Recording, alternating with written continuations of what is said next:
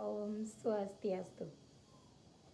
Halo, perkenalkan nama saya Niputu Echa Widianti dengan presensi 22 dengan NIM 23 1103 1106. Nah, di sini saya adalah salah satu mahasiswi di Universitas Hindu Negeri I Gusti Bagus Sugriwo Denpasar dengan prodi Pendidikan Guru Sekolah Dasar semester 4. Baik, di sini saya tidak sendiri, tetapi saya ditemani oleh salah satu siswi yang hebat, yaitu siapa namanya? Nikomang Isyana Saraswati. Oke, namanya adalah Nikomang Isyana Saraswati. Komang sekarang bersekolah di mana, Komang? SD 3 Bensumal. Di SD 3 Abian Semal Dawiyah Cani. Nah, di sini kali ini kita akan membahas materi bab 5, yaitu dengan mata pelajaran IPAS. Nah, di sini apa ini, Isyana? IPAS, ilmu pengetahuan alam dan sosial. Oke. Nah, bisa dilihat ya, ini adalah buku IPAS dari kelas 3 sekolah dasar, yang dimana kali ini kita akan belajar di bab 5. Nah, baik, di dalam bab 5 ini kita akan belajar yaitu ada 3 topik. Nah, Isyana tahu nggak apa saja 3 topik itu? Tidak. Oke. Yang pertama yaitu ada topik A. Di sana kita akan membahas denah rumahku. Kemudian yang kedua atau topik kedua, topik B adalah denah tempat tinggalku. Dan yang ketiga, topik C adalah kenampakan alam dan kenampakan buatan. Oke, Isyana sudah siap? Sudah. Oke, sekarang kita akan ke materi topik A. Oke, nah sekarang di dalam topik A itu kita akan melihat ada denah. Nah, untuk Komang ini udah pernah dengar kata denah tidak? Tidak. Yakin? Benar tidak pernah mendengar? Tidak. Oke, nah sekarang kalau tidak, tahu nggak apa itu denah? Tidak. Tidak, oke. Baik, di sini Miss akan jelasin apa itu denah. Nah, denah adalah sebuah gambar yang dimana ini akan menunjukkan letak suatu hal ataupun gambar dengan rancangan gedung ataupun bangunan. Bisa dimengerti, Isyana? Bisa. Nah, jadi denah itu adalah sebuah gambar yang menunjukkan suatu letak atau suatu rancangan gedung agar kita itu bisa mencari suatu lokasi seperti itu. Nah, itu adalah pengertian denah. Nah, sekarang apa sih fungsi denah? Komang tahu nggak apa fungsi denah? Tidak. Tidak tahu? Oke. Nah, fungsi denah untuk teman-teman, fungsi denah itu adalah untuk menunjukkan suatu nama, susunan, kemudian ukuran, dan isi dari suatu ruangan. Nah, ini untuk memberikan kita itu gambaran dari suatu lokasi atau letak untuk kita agar kita itu mencari suatu tempat agar lebih jelas seperti itu. Nah, apakah sudah dimengerti apa fungsi denah, Komang? Sudah. Yakin? Apa itu fungsi denah? Judul. Nah, salah. Nah, oke.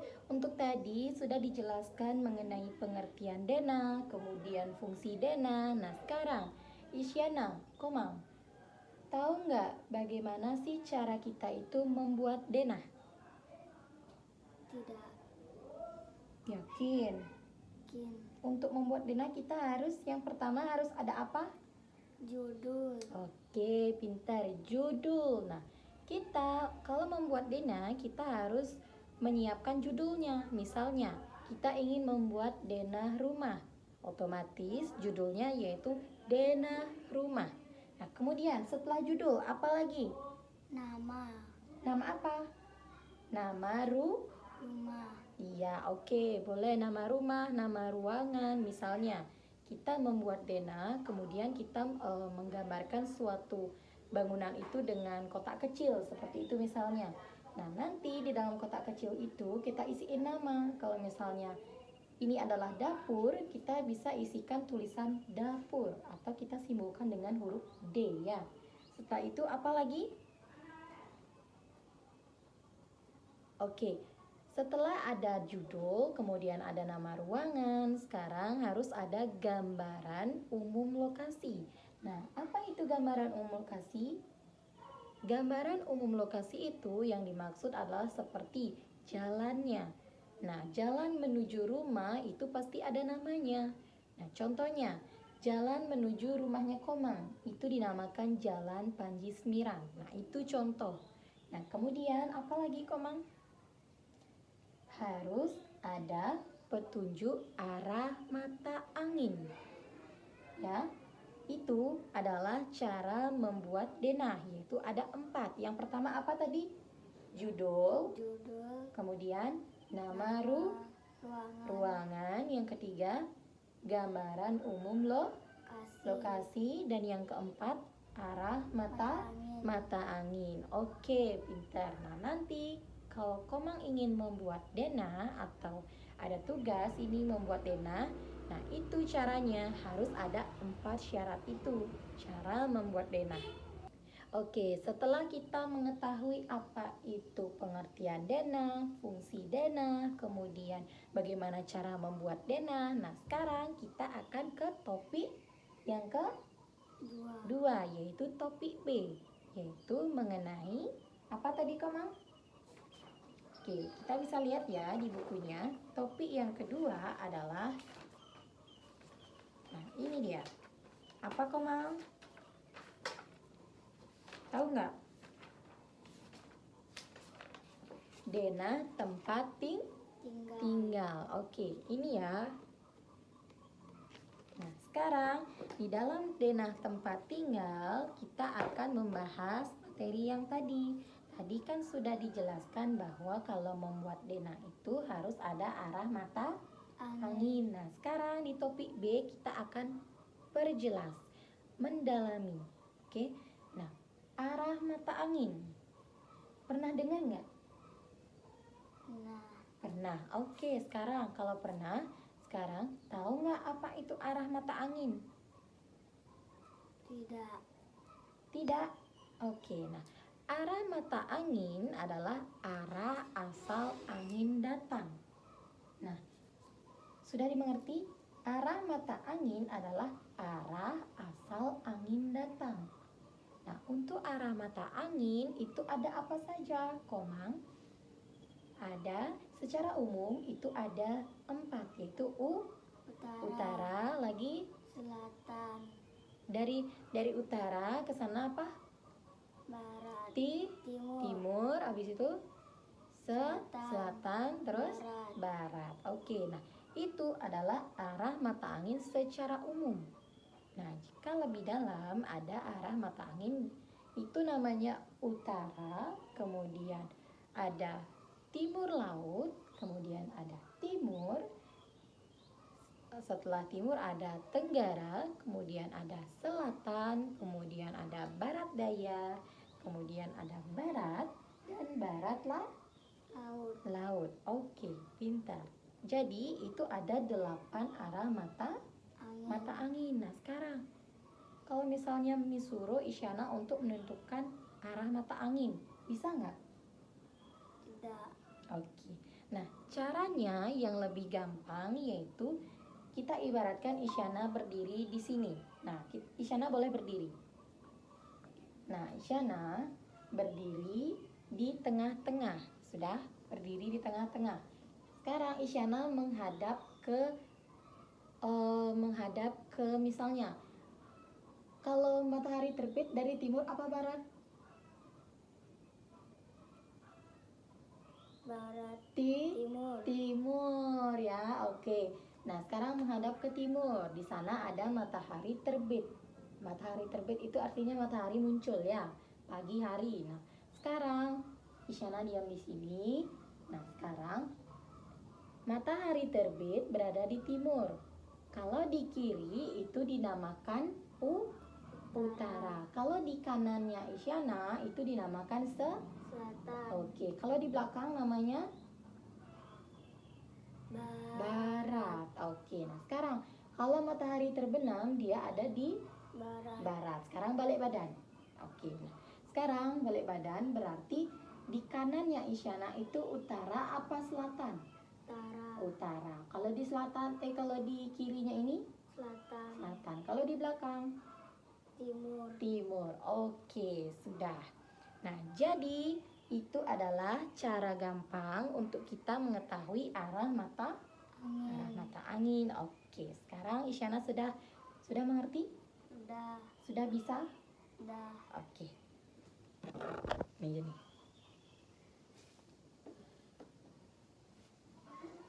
Nah, jika sudah, sekarang kita akan pilih. Oke, jika sudah tahu bagaimana cara menentukan arah mata angin, sekarang Komang tahu nggak apa fungsi dari arah mata angin? Tidak tahu? Oke, untuk teman-teman, fungsi dari arah mata angin ini adalah menentukan atau menunjukkan arah dalam kegiatan sehari-hari yang dimana menentukan arah saat bepergian. Nah, misalnya kita naik motor, kemudian misalnya kita mendaki. Nah, kita gunakan arah mata angin agar kita lebih gampang, lebih mudah ya mengetahui arah saat kita berpergian. Nah, kemudian fungsi sudah. Sekarang di dalam arah mata angin itu ada alat. Pernah melihat nggak? Tidak. Ada alat yang dimana untuk mengukur arah mata angin itu dinamakan kompas. Apa Isyana? Kompas.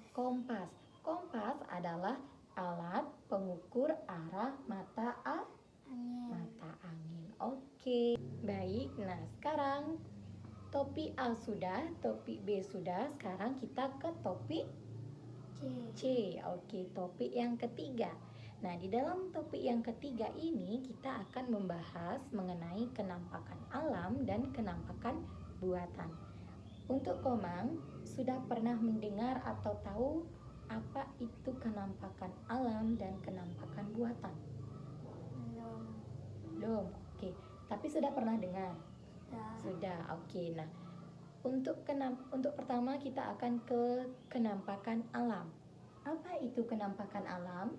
Gunung. Yaitu contohnya. Kalau pengertiannya apa? Kenampakan alam adalah semua bagian, semua lingkungan yang ada di sekitar kita yang terbentuk karena proses apa? Proses alami yang memang terjadi bukan karena campur tangan manusia. Nah, contohnya tadi yang seperti Komang bilang, apa tadi contohnya? Gunung, apa lagi? Danau, oke, lagi. Apa lagi? Sungai. Nah, itu adalah contoh kenampakan alam. Kenampakan alam adalah semua yang ada di lingkungan sekitar kita yang terbentuk karena proses alami. Nah, sekarang kenampakan alam sudah. Sekarang ke kenampakan buatan. Apa itu kenampakan buatan? Tahu? Tidak. Oke. Kenampakan buatan adalah segala sesuatu yang ada di sekitar kita yang terbentuk karena diciptakan oleh manusia. Segala sesuatu yang diciptakan oleh tangan manusia. Nah, contohnya apa?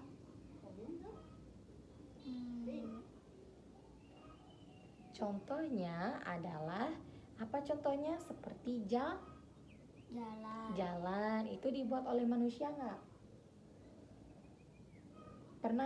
Isyana pernah lihat orang buat jalan nggak? Yang di jalan itu yang benerin jalan tuh pernah? Pernah. Pernah, berarti itu dibuat oleh Manusia. manusia. Selain jalan, apa lagi? Jembatan. Jembatan. Tahu jembatan? Tahu. Oke. Sekarang apa lagi? Ayo, apa lagi? Nah, ini rumah ini dibuat oleh manusia apa enggak? Rumahnya ini, rumahnya Komang nih.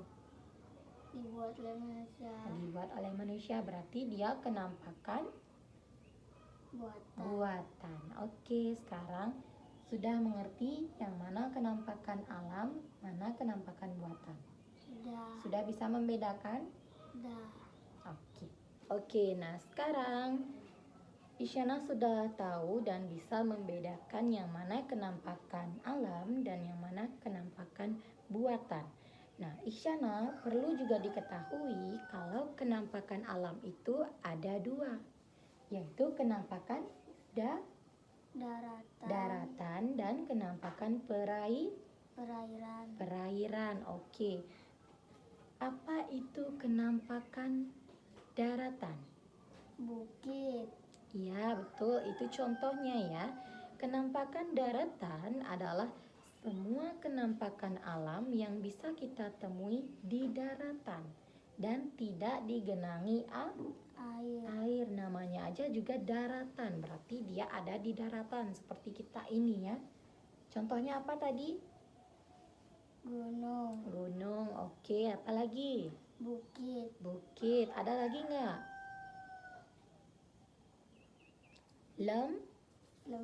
Lembah lagi. Tanjung. Oke, tanjung.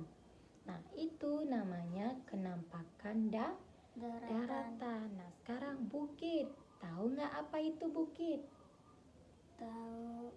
Apa itu bukit? Oke, jika Isyana tidak tahu apa itu bukit, Miss akan jelasin. Nah, bukit adalah daerah yang dimana permukaannya itu adalah tanah yang lebih tinggi dibandingkan dengan daerah sekitarnya. Sudah, dia lebih tinggi dari daerah sekitarnya. Oke, yang kedua, gunung. Apa itu gunung? Isyana pernah dengar gunung apa aja? Pernah tahu gunung apa aja? Di Bali ada gunung apa aja? Yang di Pulau Besakih itu namanya gunung apa? Gunung Agung. Iya, Gunung Agung. Lagi yang di Kintamani namanya Gunung Gunung Batur. Lagi, apa lagi? Gunung Batu Karu. Iya, oke. Nah, gunung adalah bagian dari daratan yang dimana dia lebih tinggi dibandingkan bukit. Sudah? Dia lebih tinggi dibandingkan bukit. Nah, gunung juga ada yang gunung aktif. Tahu nggak gunung aktif itu bagaimana? Tidak. Gunung aktif itu berarti gunung yang bisa suatu saat dia bisa meletus. Oke, nah itu namanya gunung aktif. Gunung aktif di Bali yaitu Gunung Agung. Itu ya contohnya. Nah, sekarang yang ketiga ada lembah. Apa itu lembah? Oke, lembah adalah daerah landai yang ada di kaki gunung, yang dimana daerah ini dimanfaatkan untuk seperti perkebunan, kemudian perhutanan. Nah, seperti itu ya, perkebunan. Jika Komang pernah ke Kintamani atau ke daerah yang lebih tinggi, nanti Komang pasti pernah melihat perkebunan seperti perkebunan kol ataupun perkebunan yang lainnya. Kemudian yang keempat ada tanjung. Nah, tanjung adalah bagian atau yang ada di dekat dengan laut, yang dimana bagian yang daratan yang menjorok ke laut. Sudah? Nah, tanjung ini adalah ada di dekat laut, kemudian bagiannya menjorok ke laut. Bagian daratannya itu menjorok ke laut. Sudah? Sudah. Oke. Untuk kenampakan daratan sudah. Sekarang ke kenampakan perairan. Apa itu kenampakan perairan? Tahu? Tidak. Kenampakan perairan adalah daratan yang digenangi Air. Iya, daratan yang digenangi air. Oke. Oke, duduk yang rapi, lebih fokus ya. Daratan yang digenangi air. Nah, contohnya Sungai. lagi Danau. sungai, danau, terus ada juga namanya rawa. Kemudian ada lagi teluk. Kemudian selat dan Laut. laut. Oke. Untuk yang pertama yaitu sungai. Apa sih itu sungai? Pernah mandi ke sungai, Komang? Da. Tidak pernah. Da. Benar. Oke, nah sungai adalah wilayah yang memanjang yang dimana dialiri oleh air secara terus menerus. Oke, sungai itu mengalir dari hulu menuju ke hilir yang tempatnya lebih rendah. Oke, hulu itu yang lebih tinggi, hilir adalah yang lebih rendah. Oke, sekarang ke danau. Apa itu danau? Isyana tahu nggak di Bali ada danau apa aja? Tidak. Kalau di Bedugul itu danau apa namanya? Yang di Pura itu kan pernah ke sana. Danau Danau Bratan. Bratan. Oke, ada lagi Danau Buyan. Habis itu Danau Tamblingan. Sudah? Nah, danau adalah suatu daratan yang dikelilingi oleh air dengan jumlah yang sangat banyak. Jumlah yang sangat banyak berarti dia banyak dikelilingi oleh air. Nah, sekarang rawa. Apa itu rawa? Tahu? Tidak. Rawa adalah suatu daratan yang digenangi air tetapi dia ditutupi oleh tumbuh-tumbuhan air. Tadi danau itu adalah genangan air yang banyak. Nah, sekarang rawa daratan yang digenangi air tapi dia ditutupi oleh tumbuh-tumbuhan air. Oke, sekarang yang keempat ada laut. Pernah ke laut nggak? Pernah. Bedakan ya pantai dengan laut. Pantai itu ada di pinggiran itu. Kalau laut dia jauh ke dalam ya, jauh masuk ke dalam. Oke. Apa itu laut? Laut adalah kumpulan air asin yang sangat luas dan mengelilingi daratan. Oke, jadi itu ya. Itu adalah pengertian dan contoh dari kenampakan daratan dan juga kenampakan perairan. Sekarang Isyana sudah bisa memahami, sudah mengerti, sudah ada yang bisa ditangkap? Sudah. Yakin? Yakin. Jangan gitu dong, semangat. Oke? Sudah? Sudah dimengerti? Sudah. Nanti kalau misalnya Miss kasih pertanyaan atau lembar kerja, nanti Isyana bisa menjawab? Yakin? Yakin. Oke, nanti Miss kasih ya lembar kerja mengenai Dena. Nah, selain itu Miss akan ajak Isyana untuk karya wisata.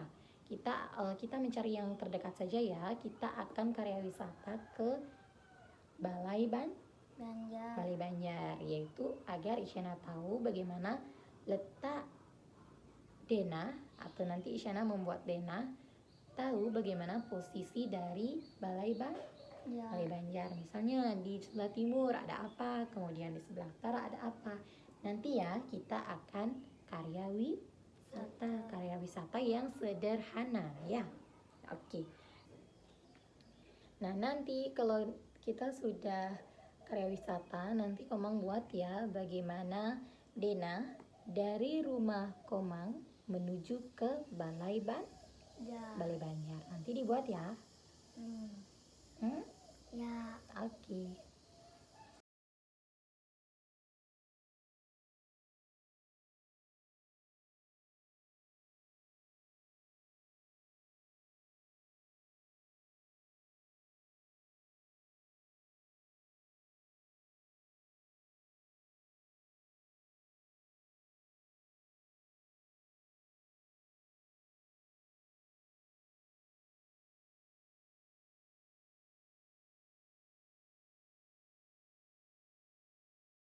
untuk sekarang kita akan ke evaluasi. Evaluasinya apa? Kita akan mengerjakan, nah ini latihan soal. Nah di sini ada denah rumah. Kemudian ada arah mata angin. Kemudian ada lingkungan alam dan lingkungan buatan. Nah, nanti tugas Isyana adalah menjawab yang Miss kasih ini. Nah, nanti Isyana jawab sesuai dengan apa yang Isyana ingat, yang tadi sudah kita pelajari. Nah, seperti contohnya, ada arah mata angin. Di sini sudah ada yang kosong. Nah, nanti Isyana isikan. Yang di sini apa, kemudian di mana timurnya, di mana utara, di mana selatan, seperti itu ya. Bisa? Oke. Sekarang kita mulai dari arah mata angin ya.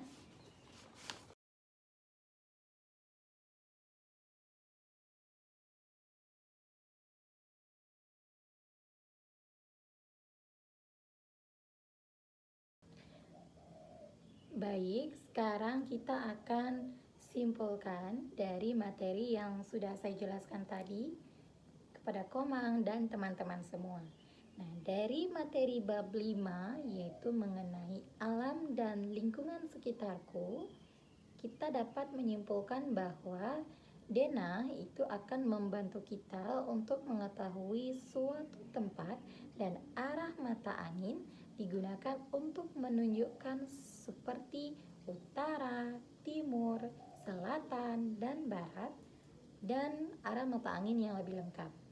Nah, di dalam denah ini kita bisa mengenali berbagai kenampakan alam dan buatan seperti kenampakan alam yaitu ada sungai, kemudian ada gunung, kemudian untuk kenampakan buatan ada jalan, kemudian rumah, gedung, ataupun yang lainnya.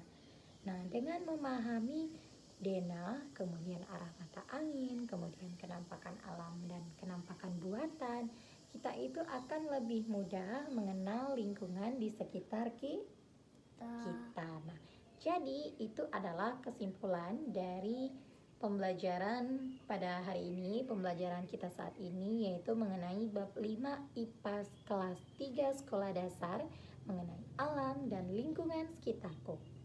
Semoga dengan materi ini, dengan penjelasan ini bisa bermanfaat bagi kita semua ya.